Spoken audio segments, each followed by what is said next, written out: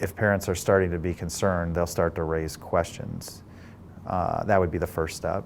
Kids will have a rationale, a reason for things, but things will deteriorate from there. Kids will either have more money than they should or less.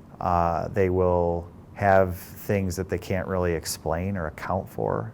But more specifically, when parents get into a space where they don't feel confident in leaving belongings of their own or other siblings in the house without having some sort of ability to lock things up. I guess what I'm saying is if a parent feels like they have to put a lock on their bedroom door, have a safe, if they have to put their keys under their pillow or their wallet or their purse, then that's a pretty specific sign that something's going wrong. If you can't trust your young person with those things.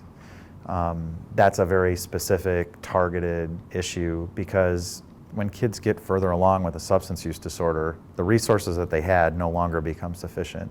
So when they get far enough along, they're left with two choices. I'm either going to have to steal or I'm going to have to deal, and that's it. And so when their gaming system comes up gone because they had to sell it, when parents have to start locking their stuff up, when there's unexplained money or things around the house that they can't really explain, or they have a job and they have no money ever. I mean, these are all things that are very specific. The other very specific one is the young person starting to engage in activities that would look illegal. And of course, it's not uncommon in general society for kids to push boundaries, but that's not that we're talking about more specific, defined illegal things that we can see, that we know. It's not unusual when kids start struggling with a substance use disorder to end up in some sort of legal entanglement.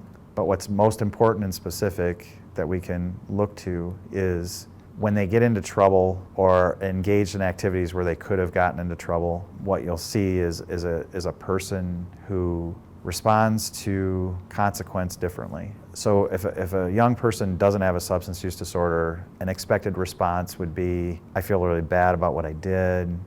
I can't believe I, made my family look this way. I'm worried about what's going to happen. People are going to look at this and it's going to affect me. So what you have is a sense of emotional development and a sense of remorse.